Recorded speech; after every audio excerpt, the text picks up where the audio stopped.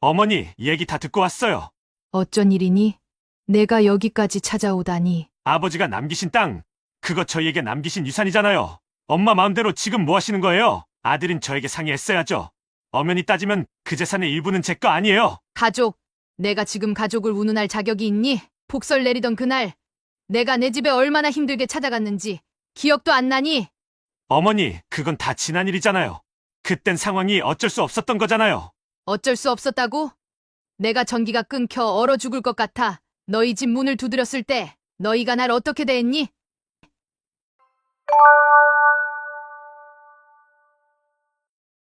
여러분, 혹시 추운 겨울밤 혼자 고립된 기분을 느껴보신 적 있으신가요?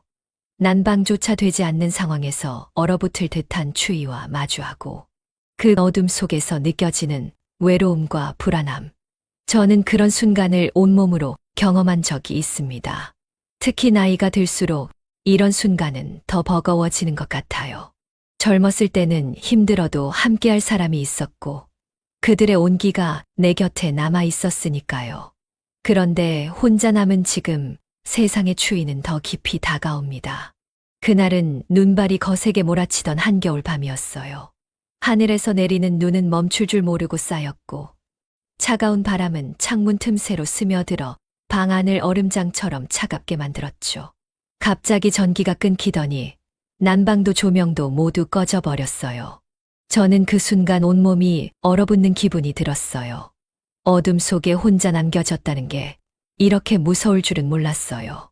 이불을 덮어쓰고 몸을 웅크려 봤지만 추위는 이불 하나로 막을 수 있는 게 아니었어요.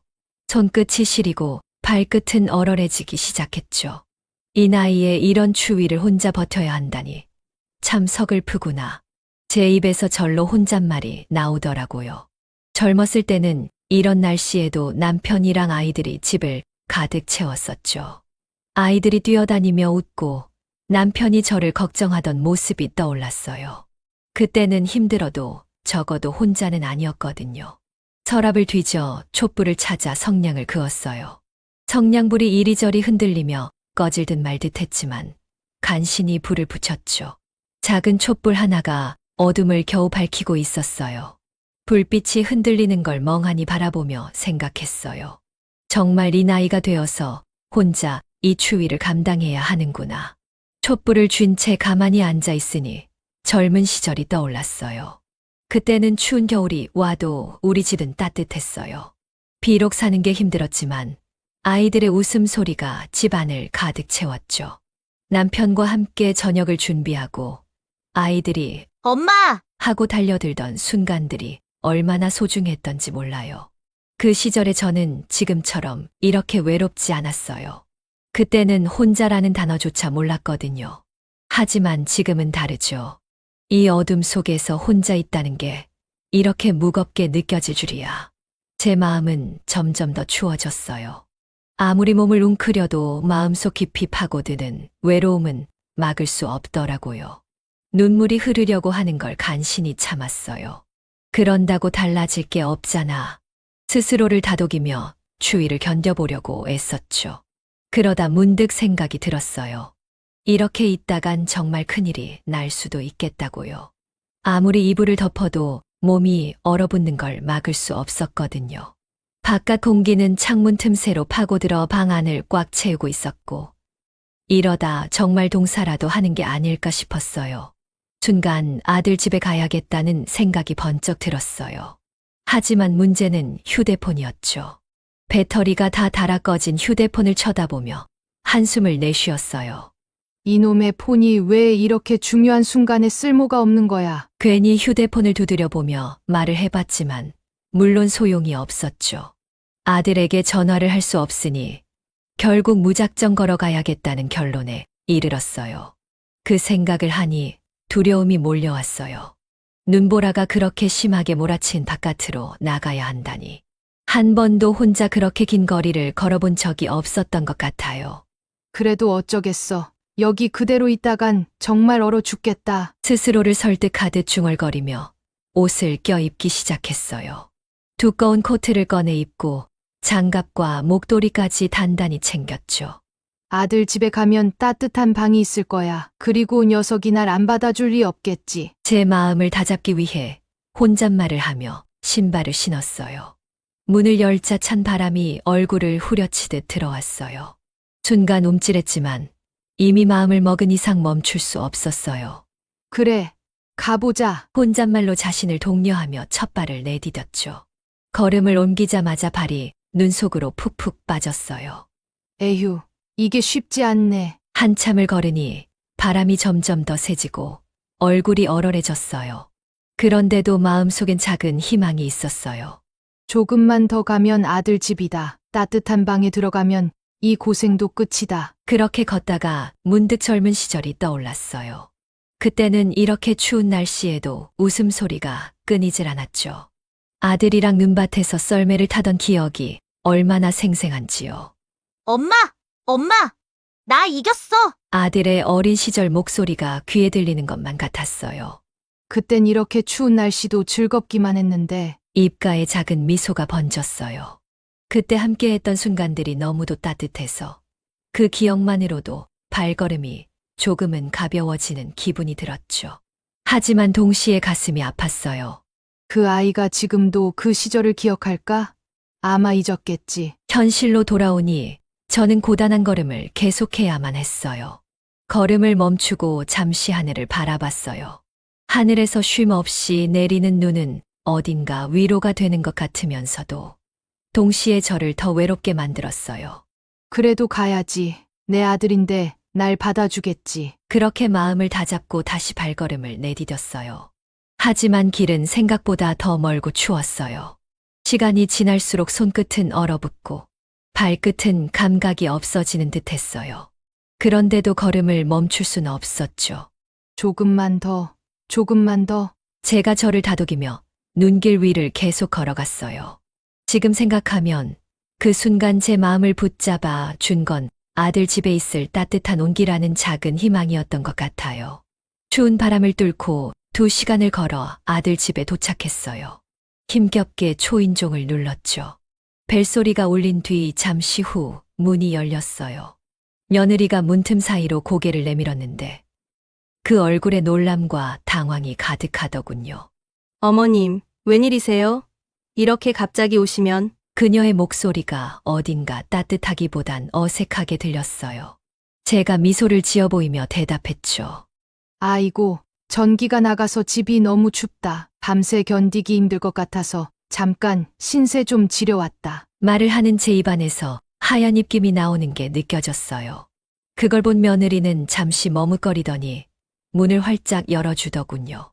들어오세요. 근데 어머님, 미리 연락이라도 주셨으면 좋았을 텐데. 며느리가 그 말을 하는데 그 안에 작은 불만이 섞인 듯 했어요.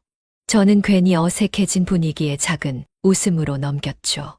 내가 폰도 꺼지고 연락할 길이 없었단다. 갑자기 와서 미안하구나. 집 안으로 들어서자 따뜻한 공기가 제 얼굴을 감싸는 게 느껴졌어요. 몸은 좀 녹는 것 같았지만 마음 한구석이 이상하게 무거웠어요. 아들은 거실에 앉아 TV를 보고 있다가 저를 보더니 고개를 갸우뚱하며 묻더군요. 어머니, 이 밤에 갑자기 무슨 일이에요? 그의 목소리는 다정하기보다는 상황을 파악하려는 듯했어요. 응. 집에 전기가 나가서 난방도 안 되고 너무 추워서 왔다. 하루만 신세 좀 져도 되겠지? 제 말을 들은 아들이 잠시 멈칫하더니 고개를 끄덕였어요. 그래요. 전기 문제는 금방 해결될 거예요. 내일 아침에 다시 집으로 돌아가셔도 괜찮을 거예요. 그 말을 들었을 때 마음속이 철렁 내려앉는 기분이었어요. 눈앞에 있는 따뜻한 방. 그리고 제 아들의 말이 어딘가 대조적으로 느껴졌죠. 그 말은 곧 여긴 제가 오래 머물 곳이 아니라는 뜻처럼 들렸거든요. 그래, 내일 아침이면 괜찮겠지. 저는 가슴속 깊이 차오르는 서운함을 누르며 억지로 미소를 지어 보이며 대답했어요. 하지만 저녁을 먹지 못한 저는 배가 고파 며느리에게 물었죠. 희영아, 혹시 집에 먹을 것 좀 있니? 저녁을 못 먹었더니 배가 좀 고프네. 아, 저녁 식사도 안 하셨어요? 잠시 후 며느리가 손에 뭔가를 들고 거실로 왔어요. 제가 그 모습을 보고 살짝 기대를 했죠. 그래도 따뜻한 밥 한 끼는 주겠지 하고요. 그런데 며느리가 제 앞에 놓은 건 달랑 컵라면 한 개였어요. 물은 적당히 부었는지 김이 모락모락 나는 컵라면이었죠.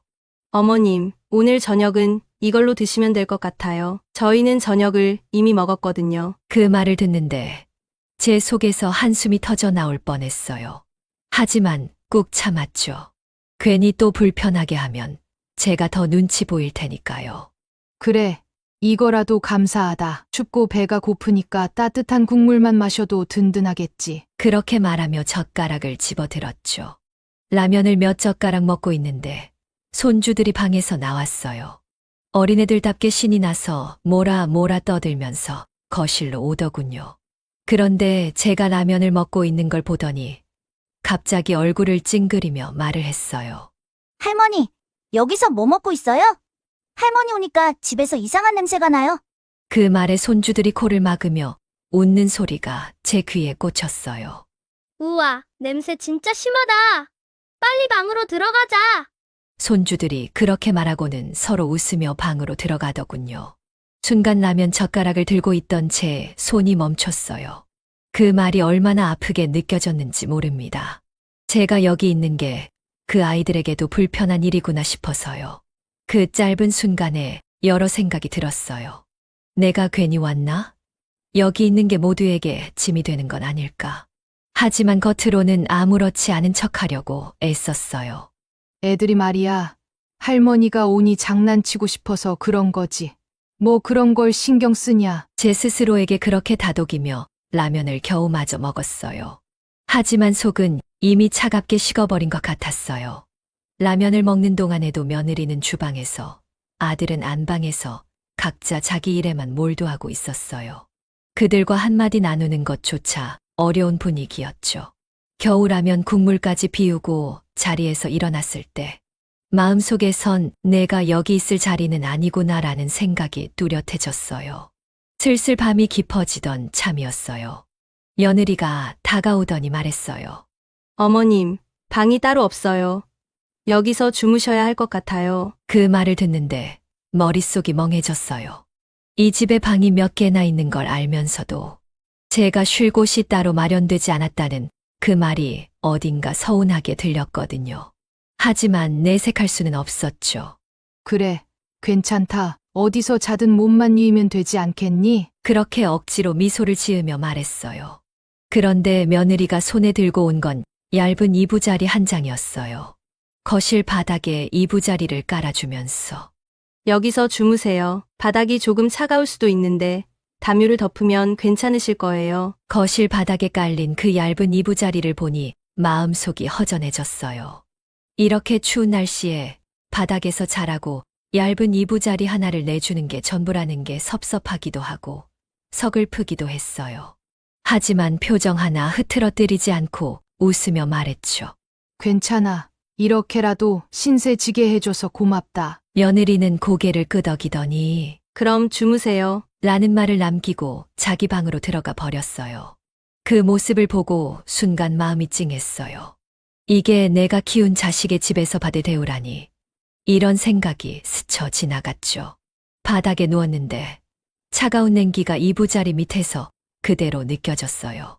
담요를 덮었지만 바닥에서 올라오는 한기를 막기엔 역부족이었어요. 저는 몸을 웅크린 채로 천장을 바라보며 생각했죠. 내가 이렇게까지 해서 여길 와야 했을까? 차라리 추운 내 집에서 혼자 있는 게 더 나았을지도 몰라. 바로 그때 손주들이 방에서 나와 거실을 힐끗 쳐다보더군요.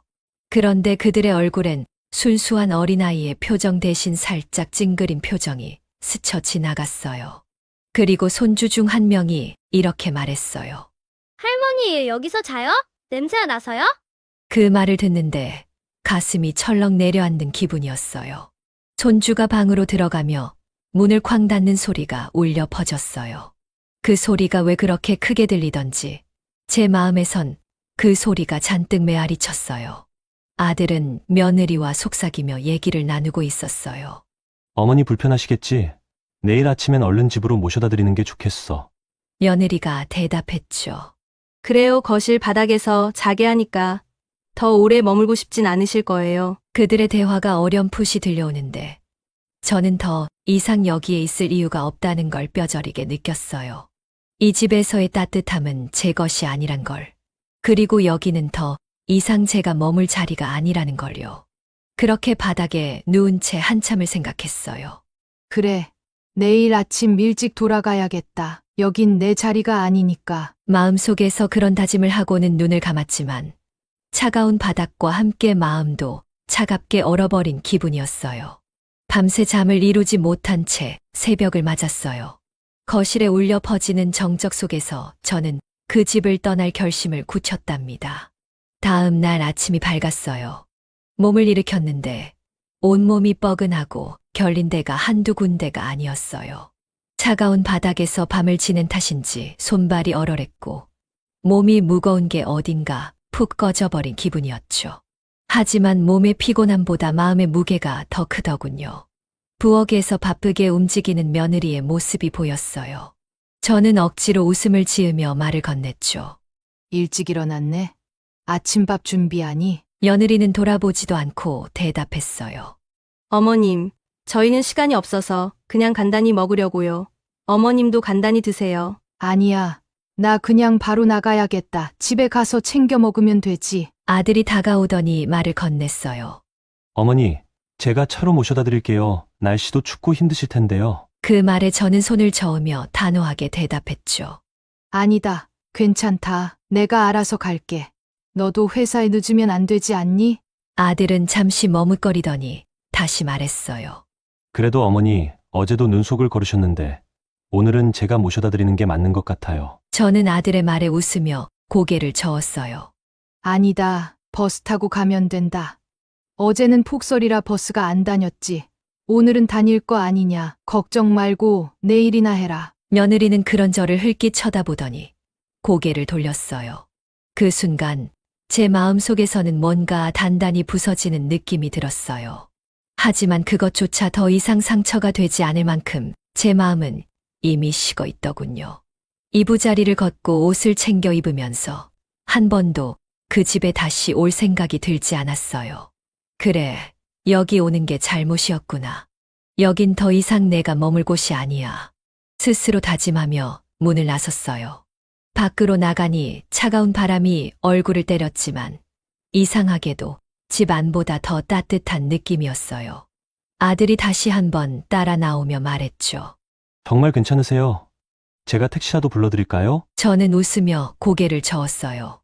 택시는 무슨, 버스가 더 좋아. 차라리 혼자 가는 게 마음도 편하고 좋단다. 아들은 마지막으로 제게 고개를 숙이며 말했어요. 알겠습니다, 어머니. 조심히 가세요. 저는 그 말에 미소를 지으며 대답했어요. 그래, 걱정 마라. 그리고 너희들도 잘 살아라. 뒤돌아선 제 발걸음은 어딘가 무겁기도 했지만 동시에 홀가분하기도 했어요. 길을 걸으며 하늘을 바라봤죠.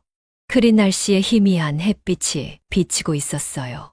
이제 정말 나 혼자 잘 살아봐야지. 마음속으로 그렇게 다짐하며 천천히 걸음을 옮겼어요. 한 걸음, 한 걸음 내디딜수록 차가운 바람이 제 얼굴을 스치며 뭔가 새로운 시작을 암시하는 것만 같았어요. 집으로 돌아오는 길은 여전히 길고 쓸쓸했어요. 차가운 바람은 옷 속으로 파고들었죠. 그 집에서 받은 냉대와 차가운 대우가 계속 머릿속을 맴돌며 마음을 더 무겁게 만들었어요. 이게 정말 내가 받아야 할 대우일까? 라는 생각이 저를 괴롭혔지만 집에 도착하자마자 현실로 돌아와야 했어요. 문을 열고 들어가니 싸늘한 냉기가 그대로 느껴졌어요. 전기는 여전히 들어오지 않았고 어둠 속에서 촛불 하나로 밤을 견디던 어젯밤의 기억이 다시 떠올랐죠. 이러고 있을 게 아니라 고쳐야지. 스스로를 다독이며 전화를 걸었어요. 동네에서 전기 시공을 하는 분의 번호를 찾고 전화를 걸면서도 남편이 있었으면 금방 고쳤을 텐데 라는 생각에 마음 한편이 씁쓸했어요. 아, 어머님. 지금은 일이 밀려서 조금 늦을 수도 있는데 괜찮으실까요? 전기 시공사의 목소리는 다행히도 따뜻하고 친절했어요. 괜찮습니다. 언제 오시든 기다릴게요. 조심해서 오세요. 그렇게 통화를 마치고 나니 조금은 안심이 됐어요. 1시간쯤 지나서 전기 시공사가 도착했어요. 찬바람을 맞으며 들어오는 그의 모습에 저도 모르게 감사한 마음이 들었죠. 이 눈길에 와주셔서 정말 감사해요. 혼자서 이걸 어쩌나 하고 있었거든요. 그는 웃으며 대답했어요. 요즘 혼자 계시는 분들이 많아서 이런 날 특히 걱정입니다. 얼른 살펴볼게요. 그는 부지런히 배전반과 전선을 점검하기 시작했어요. 퓨즈가 나갔네요. 요즘 날씨가 춥다 보니 전기 사용이 많아져서 그런 것 같습니다. 몇 군데 배선도 오래돼서 교체가 필요할 것 같아요. 저는 걱정스러운 목소리로 물었죠. 그거 고치는데 시간이 오래 걸리나요? 그는 고개를 저으며 말했어요. 아니요. 금방 됩니다. 제가 바로 고쳐드릴게요. 다만 조금 오래된 배선이라 앞으로도 주기적으로 확인하셔야 할 것 같아요. 작업이 진행되는 동안 저는 그를 지켜봤어요. 그가 부지런히 손을 움직이는 모습을 보면서 이런 일은 늘 남편이 처리하던 시절이 떠올랐어요. 그땐 이런 문제를 혼자 해결해야 할 거란 생각조차 해본 적이 없었죠. 남편이 살아있었다면 이런 날 이렇게 혼자 허둥대진 않았을 텐데 속으로 중얼거리며 눈시울이 뜨거워졌어요. 한참 후 시공사가 작업을 마치고 말했어요. 자, 이제 전기가 들어왔습니다. 난방도 다시 작동할 거예요. 한번 확인해 보세요. 스위치를 켜자마자 방 안이 환해지고 난방기가 돌아가기 시작했어요. 따뜻한 공기가 퍼지는 걸 느끼며 저도 모르게 안도의 한숨을 내쉬었죠. 정말 감사합니다. 이 추운 날씨에 와주셔서 이렇게 고쳐주시다니. 그는 손을 털며 웃었어요. 어머님, 이런 건 걱정 마시고 앞으로 언제든 연락 주세요. 그 말을 들으니 마음이 조금 놓였어요. 그래, 이젠 내가 혼자라도 도움을 청할 줄 알아야지. 그와 간단히 인사를 나누고 나니 집 안이 조금 더 따뜻해진 것 같았어요. 시공사가 떠난 뒤 다시금 고요한 집 안에 혼자 남았을 때 마음속에서 복잡한 감정이 밀려왔어요. 아들과 며느리에게 도움을 요청했을 때의 냉대와 시공사의 친절함이 대비되며 여러 생각이 스쳐갔어요. 그래, 누구도 날 챙겨주지 않아도 이렇게 살아가는 방법을 찾아야 해. 그 마음을 달래고자 저는 집을 정리하기로 했어요. 오래된 서랍장을 여러 하나씩 정리하던 중 그 안에 깊숙이 숨겨져 있던 남편의 문서를 발견했죠. 이게 뭐지? 문서를 꺼내 펼쳐보니 남편이 생전에 사둔 땅의 소유권 문서였어요. 문서를 들고 한참을 멍하니 서 있었어요. 낯선 주소와 오래된 지적도 같은 도면이 손끝에서 흔들리고 있었죠. 더 놀라운 건 그 땅이 지금 개발지로 지정되었다는 내용이 또렷이 적혀 있었어요. 순간 머릿속이 하얘지며 예상치 못한 기회가 제 앞에 놓였다는 걸 깨달았죠. 이걸 어떻게 해야 하지? 혼잣말을 중얼거리며 문서를 다시 쳐다봤어요. 남편이 왜 이런 땅을 사두었는지도 몰랐던 저는 그저 놀랍고 어리둥절할 뿐이었죠. 하지만 알 수 없는 따뜻함도 느껴졌어요. 그 사람 이런 날을 대비해서 이걸 남겨둔 걸까? 문서 속 주소를 확인하며 한참을 고민했어요. 혼자 이 땅을 어떻게 처리해야 할지 막막했거든요. 내가 잘할 수 있을까? 부동산에 알아보면 답이 나오겠지? 이 땅이 정말 개발지로 지정된 게 맞다면 전문가의 도움을 받는 게 우선이겠다 싶었죠. 다음 날 저는 근처 부동산을 찾았어요. 주인장인 중년의 부동산 중개사가 제 이야기를 듣고 문서를 한참 들여다보더니 고개를 끄덕였어요. 이 땅 요즘 얘기가 많이 나오는 곳이에요. 개발지 한가운데 있죠. 위치가 꽤 좋아서 문의가 많습니다. 직접 보시는 게 좋을 텐데 제가 안내해 드릴까요? 그 말을 듣는 순간 마음속에서 알 수 없는 긴장이 밀려왔어요. 정말 좋은 땅이라고? 이게 내 손에 있었다니. 하지만 겉으론 태연한 척하며 대답했죠. 그럼 부탁드릴게요. 제가 혼자 가는 것보다 같이 가주시면 마음이 놓이겠어요. 며칠 뒤 저는 부동산 중개사와 함께 기차를 타고 그 소도시로 향했어요. 낯선 기차역에서 내리니 조용한 시골 풍경이 펼쳐졌어요. 이 동네 참 평화롭네요. 저도 모르게 탄식처럼 말이 흘러나왔어요. 중개사가 웃으며 대답했죠. 이래 보여도 요즘 개발로 인해 많이 변하고 있습니다. 가보시면 깜짝 놀라실 겁니다. 작은 마을 버스를 타고 도착한 곳은 생각보다 훨씬 활기찼어요. 곳곳에 새로 지어진 건물들과 공사 현장이 보였고 차량들이 분주히 움직이고 있었어요. 중개사는 문서 속 주소를 확인하며 저를 안내했죠. 여기입니다, 사모님. 보세요. 바로 저 강변을 끼고 있는 저 땅입니다. 제가 도착한 곳은 강변이 바로 옆에 있는 넓은 공터였어요. 강물은 잔잔히 흐르고 있었고 공터 뒤로는 오래된 마을의 흔적이 남아 있었죠. 땅을 바라보며 남편의 말이 떠올랐어요. 여보, 나중에 우리도 한적한 시골 마을에 가서 조용히 살면 참 좋겠지. 그땐 그 말이 그저 막연한 꿈처럼 느껴졌는데 지금은 남편이 제게 남긴 마지막 선물처럼 느껴졌어요. 중개사가 말을 이어갔어요. 이 땅은 강변과 가까워서 가치는 더 높습니다. 여기 바로 옆에는 상가와 아파트 단지가 들어설 예정이에요. 매각하신다면 꽤 좋은 조건을 받을 수 있을 겁니다. 그의 말을 들으며 한참 동안 생각에 잠겼어요. 이 땅을 팔아서 새로운 삶을 시작할 수도 있었지만 마음속에서 다른 계획이 떠오르기 시작했어요. 저는 아들과 며느리의 냉대를 떠올리며 혼자 있었던 순간들을 떠올렸어요. 내가 겪었던 그 외로움을 다른 사람들은 겪지 않게 할 수 있지 않을까. 며칠 동안 깊이 고민한 끝에 결심했어요. 이 땅을 비싼 가격에 매각해 그 돈으로 노인들을 위한 복지관과 쉼터를 만들겠다는 결심이었죠. 저처럼 혼자 외로움을 느끼는 사람들이 서로 의지하며 살아갈 수 있는 공간이요. 땅을 매각한 돈은 예상보다 훨씬 컸어요. 저는 그 돈으로 작은 도시의 중심부에 오래된 건물을 구입해 노인 여가 복지관 설립을 준비하기 시작했어요. 그 복지관은 단순히 쉼터가 아니라 노인들이 여가를 즐기고 교류하며 취미활동 및 친목도모를 위한 따뜻한 공간이었죠. 다행히 부동산 주인장이 인맥이 넓고 따뜻한 분이라 허가부터 설립까지 많은 도움을 주셨어요. 개관식 날 복지관 이름을 적힌 현판을 들고 있으니 눈물이 나더군요. 당신이 남긴 선물이 결국 이렇게 사람들에게 온기를 줄 줄은 몰랐어. 당신이 살아있었다면 이 모습을 보고 얼마나 기뻐했을까. 남편이 남긴 마지막 선물을 통해 저는 혼자가 아닌 사람들과 함께 새로운 이야기를 만들어가고 있었답니다. 그 순간 박수 소리가 복지관 앞마당을 가득 메웠어요. 주변에는 제가 초대했던 노인분들, 이웃들, 그리고 저를 도와준 사람들이 모여 있었어요. 모두가 밝은 미소로 축하해주고 있었죠. 그 박수 소리가 제 마음 깊은 곳까지 울려 퍼지며 모든 외로움과 서글픔이 한순간에 눈 녹듯 사라지는 것 같았어요.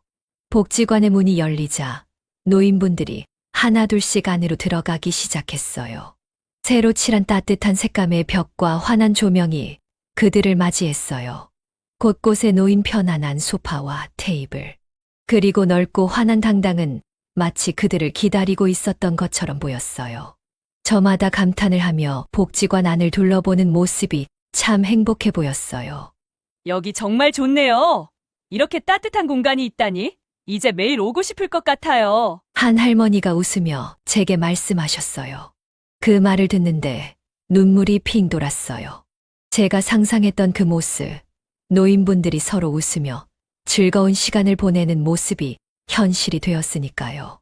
복지관 안에는 단순히 쉬는 공간뿐만 아니라 여러 활동을 할 수 있는 프로그램도 준비를 했어요. 요가 강좌, 그림 그리기 시간, 그리고 작은 텃밭을 가꾸는 활동까지. 모두가 자기만의 시간을 보내며 새로운 기회를 찾을 수 있는 공간이었죠. 개관식이 끝나고 복지관 안으로 들어와 한켠에 앉아 있었어요. 그날 처음 들어오는 햇살이 복지관 창문을 통해 비추고 있었죠. 그 햇살을 받으며 사람들이 웃고 떠드는 모습을 보는데 제 마음도 따뜻해졌어요. 이게 바로 당신이 원했던 모습이겠지? 우리 둘만의 행복이 아니라 더 많은 사람들과 나누는 그런 행복. 그 순간 저는 확신했어요. 이곳은 단순히 제 외로움을 달래기 위한 공간이 아니라 다른 사람들과 함께 웃고 울며 새로운 삶을 만들어갈 수 있는 시작점이라는 것을요. 남편이 남긴 마지막 선물을 통해 저는 혼자가 아닌 사람들과 함께 새로운 이야기를 쓰고 있었답니다. 복지관 밖에서는 여전히 사람들이 오가며 기쁨을 나누고 있었어요. 강변을 따라 산책하는 분들, 텃밭에서 채소를 가꾸며 웃고 있는 모습들이 창밖으로 보였어요. 저는 그 모습을 바라보며 다시 한번 다짐했어요. 여기서 더 많은 이야기가 시작될 거야. 그리고 나도 그 이야기를 함께 만들어 가겠지. 그때 복지관 입구에서 누군가 저를 찾는 목소리가 들렸어요. 고개를 돌려보니 아들이 서 있더군요. 예상치 못한 방문이었어요. 그의 얼굴엔 어딘가 불편한 기색이 서려 있었죠. 어머니, 얘기 다 듣고 왔어요. 저는 그를 보며 살짝 놀랐지만 최대한 평온한 목소리로 대답했어요. 어쩐 일이니? 내가 여기까지 찾아오다니. 아들이 제 말을 듣고 얼굴을 찌푸리며 말했어요. 아버지가 남기신 땅, 그거 저희에게 남기신 유산이잖아요. 엄마 마음대로 지금 뭐 하시는 거예요? 아들은 저에게 상의했어야죠. 엄연히 따지면 그 재산의 일부는 제 거 아니에요. 그리고 복지관도 좋지만 가족인 저부터 챙기는 게 맞지 않아요? 그 말을 듣는 순간 마음속에서 쌓였던 감정이 터져 나오고 말았어요. 저는 차분한 척하려 했지만 목소리가 떨렸죠. 가족, 내가 지금 가족을 운운할 자격이 있니? 폭설 내리던 그날, 내가 내 집에 얼마나 힘들게 찾아갔는지 기억도 안 나니? 아들은 당황한 표정으로 저를 쳐다봤어요. 어머니, 그건 다 지난 일이잖아요. 그땐 상황이 어쩔 수 없었던 거잖아요. 저는 그 말을 듣고 더 참을 수가 없었어요. 어쩔 수 없었다고? 내가 전기가 끊겨 얼어 죽을 것 같아 너희 집 문을 두드렸을 때 너희가 날 어떻게 대했니? 며느리가 방도 없다고 하고 얇은 이부자리 하나 던져주며 거실 바닥에서 자라고 했던 건 잊었니? 아들은 고개를 돌리며 말했어요. 어머니, 그땐 저희도 준비가 안 된 상황이었고 지금 희영이도 후회하고 있어요. 저는 쓴웃음을 지으며 고개를 저었어요. 후회한다고 했다고 끝이니? 너희는 가족이라면서 내가 그날 얼마나 추웠는지 얼마나 서러웠는지 생각해 본 적 있니? 난 그날 너희 집에서 더 이상 내 자리가 없다는 걸 깨달았어. 아들은 한숨을 쉬며 말을 돌리려 했어요. 어머니, 지금은 그때랑 상황이 다르잖아요. 이건 아버지가 저희에게 남긴 유산 문제 이야기하는 거잖아요. 제가 단호하게 끊었어요. 유산, 이건 네 아버지가 나한테 남긴 거다. 그리고 그날 이후로 난 이미 너희와 정을 끊었다. 가족이란 말로 날 다시 묶으려 하지 마라. 이 돈은 나를 위해, 그리고 나같이 혼자가 된 외로운 노인들을 위해 쓰일 거야. 너한테 줄 돈은 없다고 생각한다. 아들은 아무 말도 못하고 입술만 꽉 다문 채 저를 쳐다봤어요. 결국 그가 다시 입을 열었지만 그의 목소리는 낮아져 있었어요. 알겠습니다. 어머니 뜻이 그렇다면 더 이상 강요하진 않을게요. 하지만 저에게 이렇게까지 하시니 서운하네요. 언젠간 후회하실 거예요. 그가 돌아서는 순간 마음 한구석이 아리긴 했지만 제 결정에 후회는 없었어요. 창밖으로 아들이 돌아가는 것을 보면서 중얼거렸죠. 가족이라는 이름이 항상 온기를 주는 건 아니지. 이제는 내가 선택한 이 길이 내 진짜 가족이다. 창밖으로 보이는 텃밭과 웃고 있는 사람들의 모습이 제 마음을 다시 다잡아줬어요. 저는 그곳에서 다시 힘을 얻으며 제 길을 걸어가기로 했답니다. 비록 아들과의 갈등이 생겼지만 제가 선택한 길이 잘못되지 않았다는 믿음이 제 마음을 다시 단단하게 만들었어요. 그동안 혼자 견뎌왔던 시간, 가족으로부터 느낀 외로움과 서운함이 오히려 저를 더 강하게 만든 것 같았어요. 그래, 언젠가 내가 이 선택을 이해할 날이 올 거야. 그땐 내가 이곳에 와서 웃으며 나를 이해해 줄 수 있기를 바란다. 이곳은 제가 다시 살아갈 힘을 찾은 곳이자 더 많은 사람들과 함께 만들어갈 이야기가 시작되는 곳이었으니까요. 이 복지관은 단순히 건물 하나를 짓는데 그치지 않았어요. 여기서 사람들은 다시 살아갈 힘을 얻고 서로에게 기댈 수 있는 새 가족을 만들어가고 있었어요. 제가 선택한 길이 결국 외로움을 넘어서 많은 이들에게 희망을 줄 수 있다는 걸 느낄 수 있었죠. 이곳이 내 마지막 선택이지만 동시에 새로운 시작이기도 하구나. 사람들과 나누는 미소와 따뜻한 대화가 제게 더없이 큰 위안이 되었어요. 여러분, 우리는 가족이라는 이름 안에서도 외로움을 느끼고 기대했던 온기로부터 멀어질 때가 있습니다. 하지만 기억하세요. 진정한 가족은 피로만 이어지는 게 아니라 마음을 나누고 서로를 따뜻하게 감싸줄 수 있는 사람들이라는 것을요. 저는 이 작은 복지관을 통해 새로운 가족을 만났습니다. 더 이상 외로움에 머물지 않고 제 손으로 직접 희망을 만들어가고 있어요.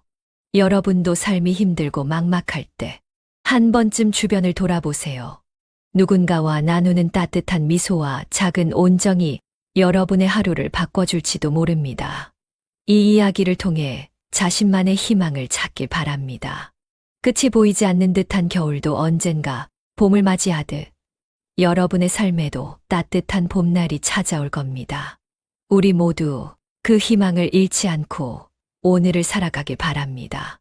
긴 영상 시청해 주셔서 감사합니다. 추운 겨울 건강 유의하시고 따뜻하게 보내세요.